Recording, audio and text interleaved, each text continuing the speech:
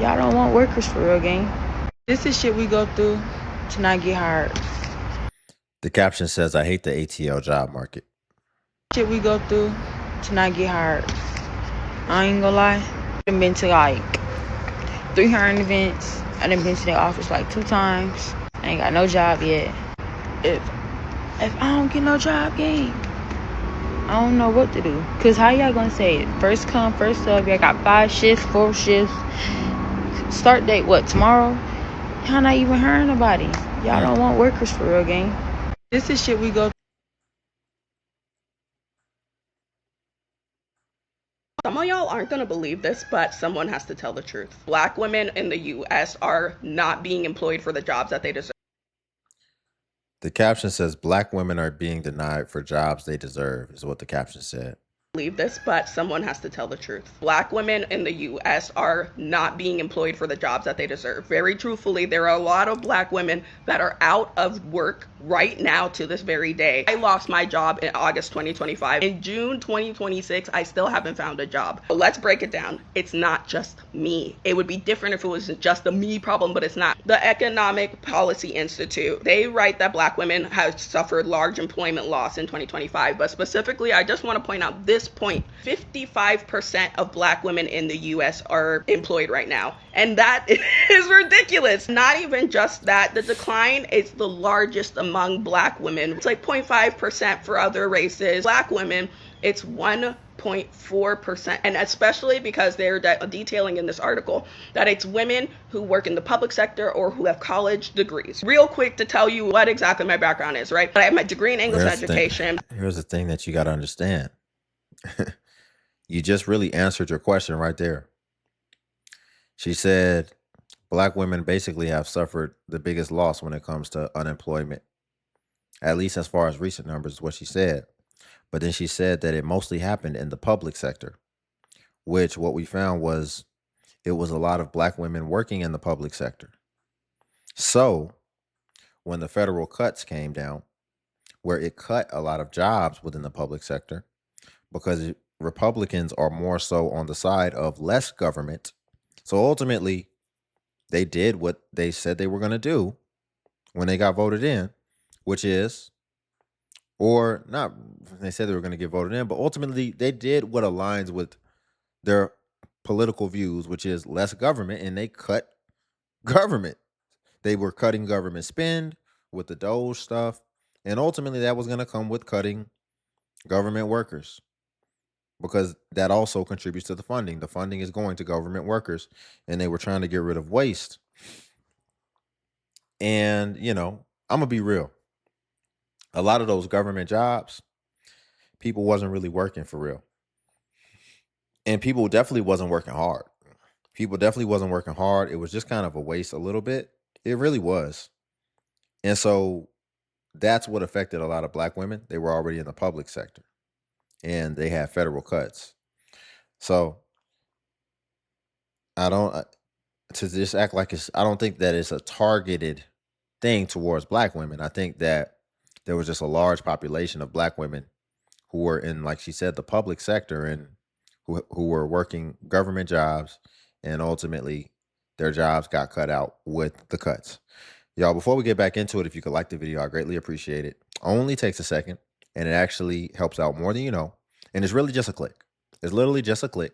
So if you're already here anyway, I'd appreciate it if you could just go ahead and click that like button. And also if you could hype the video as well.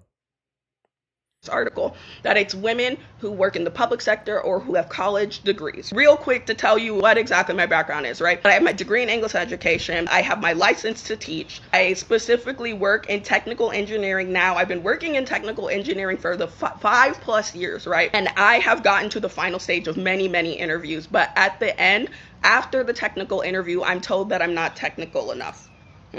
I passed the technical interview. I did an assessment. I did this. I did 6 different interviews, and I'm not technical enough, right? There's something wrong right now with the job market, especially for black women. And I'm sure that many black women who see this are going to be able to attest to this and or talk about it. And I want to hear from you. If you're a black woman or even a person of color who was out of the job market, especially since the last couple years, I want to hear your experiences. Honestly, I'm challenging anybody that is still working. If you have any people that are as a person of color or especially black women, I challenge you to check on them, see how they're doing, because I'll tell you right now, they are doing worse than you can imagine. Some of y'all aren't going to believe this, but someone has to tell the truth. Black women I want to flag something that she said real quick. in the US are not being employed for the jobs that they deserve. Very truthfully, there are a lot of black women that are out of work right now to this very day. I lost my job in August 2025. Ultimately, she said for the jobs that they deserve. For the jobs that they deserve. Here's the thing. Here's the opposite end of the spectrum that you're not really thinking about. There's a lot of people who deserve jobs. There's a lot of people who got laid off. So the jobs they deserve, there's a lot of people right now ultimately in the job market who deserve jobs. I think you actually stated the dilemma in itself. There may be, or there is for sure, a limited amount of jobs, and there's a large population of people who need jobs. So what you may run into in a lot of these instances, in a lot of these interviews, or whatever the case, is what you may run into is there might be one job, and there might actually be 20 people who actually deserve that job, all interviewing for that one job. Because a lot of companies, because we're mostly speaking about companies, because we just said the public sector's made a lot of cuts, which probably means they don't really need much people. They're cutting right now. But we see corporations, they're growing more than ever. But funny enough, they're cutting as well. And so what they're trying to do is they're trying to actually replace people with technology, AI, automation. And so what that's also doing is that's kind of causing a bit of a purge. And so they're trying to get more with less, but they're trying to actually use humans in a lot of cases to supervise AI and work with AI. And also, what you see is there's a lot of people who deserve certain jobs, but a lot of these corporations are more so focused on retaining and obtaining the top talent in whatever certain fields are. So people deserve it, but now there's more competition than ever. So, yes, it might be you and 19 other people who deserve one slot that's open, but y'all are having to compete now. And so now the person who is the creme de la creme and who stands out the most ultimately may be the one getting that job and who has a lot more credentials. But you don't really see that side. And I mean, I'm gonna be real. This is kind of what you deal with too. You don't have all the information. You don't really know what's going on necessarily behind the scenes, but it's like you're making assumptions. And that's kind of what we see as well. Just making assumptions and just feeling victimized. Everybody's going through this. Everybody's going through this. And so, and it sucks, by the way. It sucks. But it's just something that has to be navigated right now. And hopefully it's just that right now. Because things have been cyclical. We're in an AI bubble a little bit. There was an internet bubble at one point. So hopefully it'll pop. And then we can kind of get back to normal. And this is just a part of the cycle. And, things will go back as usual. But right now, a lot of people are in a tough spot. It's not just black women. That happened again because of the federal cuts, like I said before. Now, here's something else I want to show. When she was doing this clip right here, I thought about something. Look. Through to not get hired. I ain't gonna lie. I've been to like 3 hiring events. I done been to the office like 2 times. I ain't got no job yet. If I don't get no job, gang. Ma'am, Why you can't just film your video? Why you have to keep panning it and try, like you're intentionally trying to show other people and include them in your video?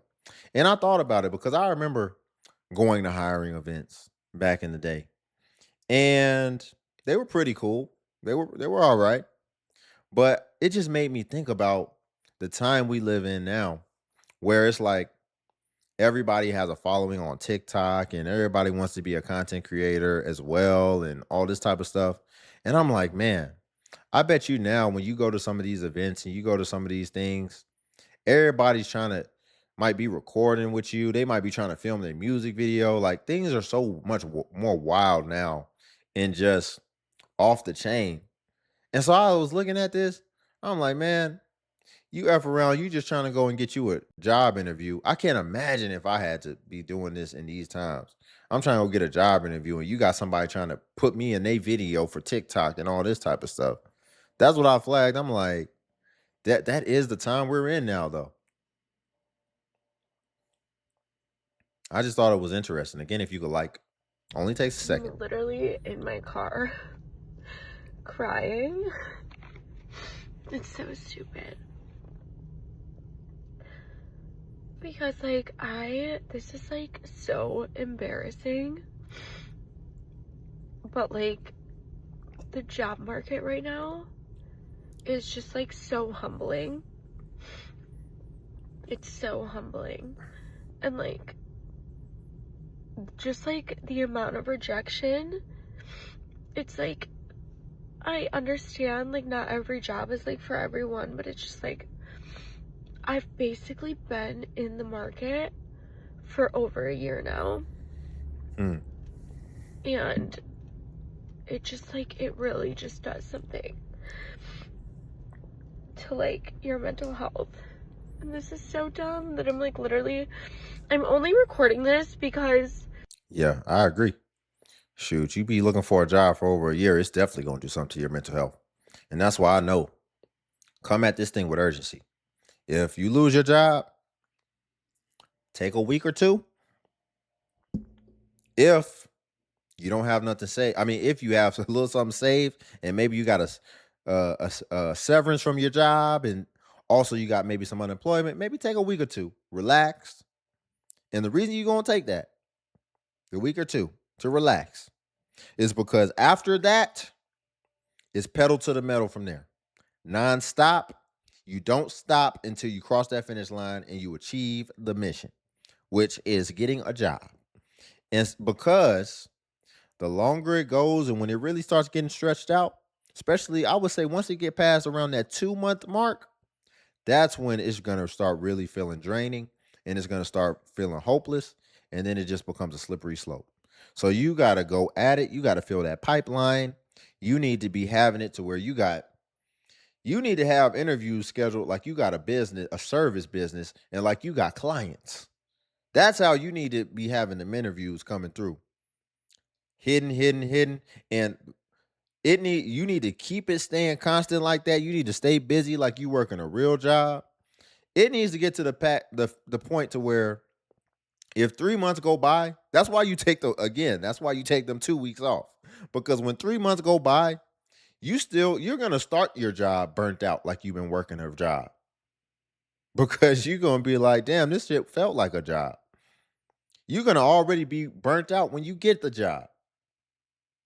It's gonna be like, dang, let me kind of pace myself when I get on here. Because man, that was a grind. And then while you're doing them interviews, you're gonna be getting better too. From them interviews, you're gonna be getting scrappy. You actually gonna get a lot of skills. You're gonna get a pulse for the market. You're gonna get a pulse for a lot of things. It's actually gonna be pretty cool. But you want to keep it within that 2.5 month mark. Because after that, it ain't gonna be cool no more. And it's just gonna be draining. In my opinion. so dumb that I'm like literally I'm only recording this because I don't talk about it. I never talk about it ever. But it's like finding a position in the field that I was working in is so hard. And like I enjoy what I do so much that it's like I don't want to settle. But it's like, oh my god, this market is just, it's terrible.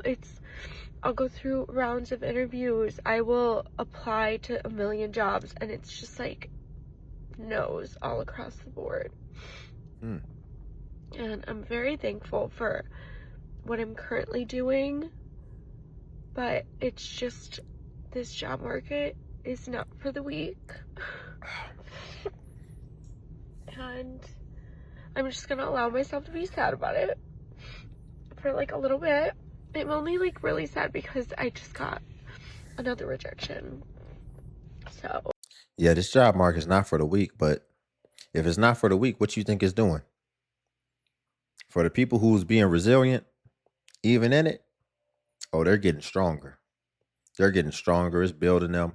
It's building certain characteristic traits within them. And listen, you don't have to just be getting built because you don't have a job and because you're going through that. Listen, even the people who have a job is building certain things within them. Because I guarantee you there's a lot of people right now who have a job to where their job now, because their job knows that they have so much options and they know how hard the job economy is, and that they'll have a candidate just like that, their job might be putting a little bit more on them now. Their job might be, making things a little uncomfortable and showing they tail. And, you know, you think about as a worker, when you know you don't got to be here and you know you got options, you ain't gonna give a F. And you slow motion, you on your time. Well, now that's how the jobs is treating the employees. And so you're still building something. I really just say all that to say that even if you have a job in this economy, I still feel like you're building certain characteristic traits within yourself. The main one I would say would be endurance.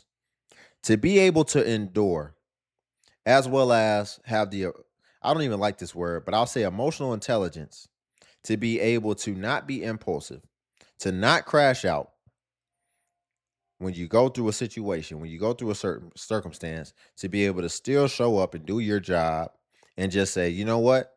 Right now, this economy is a little, yeah, let me just go ahead and endure whatever my job is right now through this period, stay where I am, secure it, get some time under my belt still here throughout this period. Because what's going to happen is once this economy is over, there's going to be a market of people who have gaps like her in their experience. And so you're actually going to be primed as a great candidate if you don't have gaps in your experience and if you were able to endure and stay working, as well as there's still a lot of technology, there's a lot of initiatives, because if cuts are happening and if companies are trying to use more technology and integrate that into people's jobs, then what does that mean? What that means is that there's a lot of people who are missing out on this integration and seeing how certain technology, AI being the most notable, of course, but seeing how that integration is taking effect and how it's affecting everyday work life. And so there's a lot of people who is missing that training. Think about it like this. Think about it like if you've been out of the job force for a while. Let's say you've worked a certain type of job, like a labor intensive job, and then you go to a corporate job all of a sudden in today's day and age, and you're like 15 years removed from technology. And now you're getting there and it's like, oh no, we're on Zoom now. You don't even know how to set up your Zoom.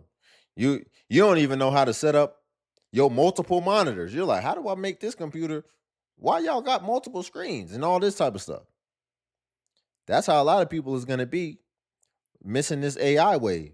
They're gonna be like, Claude, what do I do with Claude? How I set up my workspace? How I do this? How I do that? And so just understand. My ultimate point is if the people who don't have jobs and are having to be scrappy and having to try to navigate this economy and this market right now, they're gaining certain characteristics, certain traits. But also, I just made the point that people who are also enduring at their job and making sure to stay the course because they are being intentional and they're understanding the landscape and they're ultimately just being smart and strategic, you're also getting certain characteristic traits as well. Main one is just enduring, staying where you are because you understand it is for a greater purpose, and just building up, more emotional intelligence and awareness as well. I'm only like really sad because I just got another rejection. So it's just frustrating. I know we'll get through it. And I'm just like trying to be positive and be like, okay, like, I don't know, name the positives. But I'm just having a bad day. And I'm being so drama. There's so much like worse things happening in the world. I know. I know. But I never talk about this. It's something I've been struggling with for the past year. Exactly a year, actually, in April. Ooh. And I just feel like for so long I've made my career my identity. So it's like, without it, I'm like, who am I? So yeah, and that's the hardest thing. Now I feel for that. But that's why you got to get on that horse. You got to replace it ASAP. But making your career your identity, and that's why I have the philosophy that 9 to 5 is for survival and 5 to 9 is legacy. And that's why you need to have other things and definitely need to be out diversified. And honestly, I feel like in most cases, man, if you make your job your entire life and you ignore the other aspects of life, because that's something I struggle with. And it doesn't just have to do with jobs, just balance, work-life balance. But now what I do is I don't have a fragmented view anymore. And by fragmented view, what I'm basically referring to is I just see everything as the whole. So everything is a part of my life. Work, gym, professional development, self-improvement, leisure. I just integrate everything in my life. And I try to make sure every day is a little bit different as well. And so I used to have a fragmented view. And by fragmented view, it's like, okay, you got work over here. Maybe you look at that as a negative, like it's fragmented. Like, dang, I have to go and do this piece. Then maybe you got to deal with your kids and take them to practice. You deal with that as its own piece. Maybe that's a negative piece. But then maybe you like it when you get to watch your little daytime show. And then so that's a piece. And that's a piece that you like. But understand, would you just want to watch your daytime show for 24 hours a day? No. What you actually like is the variety. Be grateful that you have multiple different fragments and pieces within your life that you get to do. And that's what makes up and encompasses your entire day sometimes your entire week. And that these are different things that you get to do and that you get to experience. And instead of having them fragmented off on their own little island, put them all together and that's the whole of your life. And then you can always add other things to the whole. And so I just try to take more of a whole view when I'm looking at my life, my days, and ultimately how I live. Just look at it as living. You're living. Work is a part of living. It's a great part of living. Imagine if you don't have to work like her. It sucks. You don't got no motion. You don't got nothing to do. Some people, they dread work, but it's actually a beautiful thing for you to be able to mix up your day and go do something else. Trust me, if you just had all your time and you didn't have nothing to do, you would still be dreading it and it would still be depressing. I promise you. So you got to stop looking at things so fragmented. Put it all in the whole picture of your life. Well, it's official. The job market is frozen. According to the latest jobs report that came out, only 98,000 jobs were added. And this was lower than the expectation of 110,000 jobs. And when you look at where those jobs were added, it was in two major sectors: education and healthcare. These are not corporate jobs that are being added. And what's even more concerning is when it comes to hospitality, retail, and leisure, which is where a lot of people get part-time jobs for the summer. Maybe they're a college student that's looking for some extra work. Those jobs are completely down and extremely weak. Talk to anyone who's on the job market and they will tell you how brutal it has been. But now, month after month, the reports are lining up with the experiences. We have a weak labor market. And it doesn't help when we continue to see mass layoffs from large companies doing restructuring because of AI or not hitting profits or whatever other reasons they come up with. It means that there are actually less jobs. So, anyone who's struggling on the job search right now, this is why. They just And what really grinds my gears in this finding a job world that I hate so bad. You can The caption says crashing out over this horrible job market in this economy. Wow, 4 years, no job offer.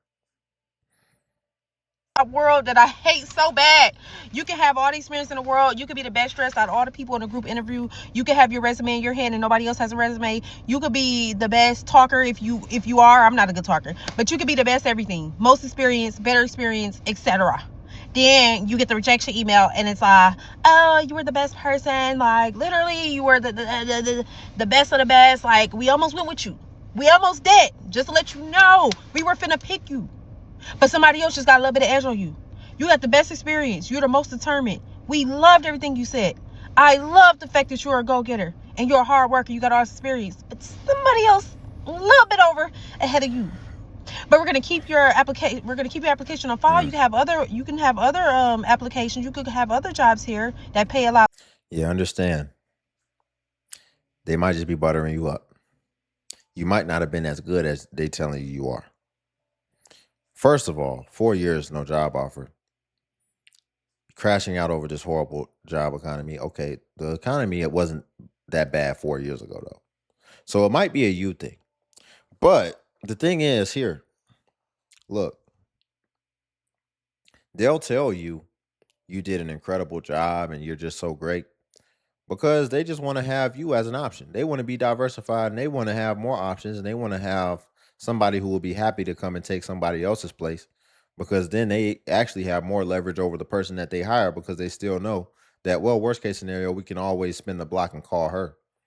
So they want to keep you on the hook. They want to keep you buttered up. They want to keep you feeling good about their company because that ultimately just creates a new option and a new form of leverage for them. But that doesn't necessarily mean that you were that great. And they probably tell a lot of people that because they want to make sure that, shoot, if something doesn't work out, we still have these 5 prospects right here. Probably 3 of them won't be available anymore, but then we'll still have 2 to then have them compete over the job. Less. Well, you could, but we might not give it to you though. But we'll put you on fire for that, baby. Now you got me in the corner with a bucket of water, coming from my tears. I didn't feel like crying today. If you would have rejected me in the email and left it alone, I probably wouldn't have cried in the corner with a bucket of water as tears. But the fact that you told me I was one of the best and you were almost gonna pick me, and you really was picking me, but then you didn't pick me because you wanted to go with the other person, it's gonna make me cry some more. Because it's just like, don't butter me up. I'm not popcorn. Reading these rejection emails, if y'all keep it short and sweet, hey, you ain't get the job, bro. I'm gonna be alright. I might be a little sad, but I'm gonna be alright. You butter me up like I'm popcorn, I'm gonna be in the corner like I'm in a movie theater, and I'm gonna be crying, y'all. I'm gonna be a bucket of popcorn crying in the corner because you told me, I'm spitting, y'all.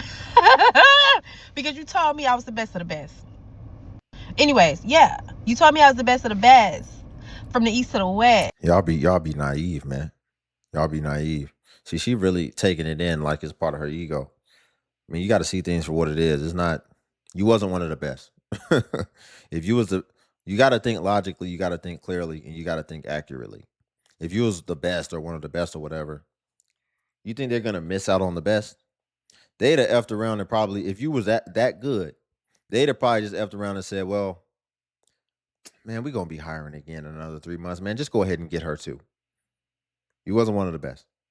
They just say that so that they still keep a nice little pool that they can always dip back into. But you getting buttered up, you getting all this. Stop getting buttered up. See it for what it is.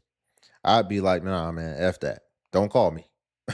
Not literally, because business isn't personal. But that's how you got to look at it. You got to pretend like they don't exist no more.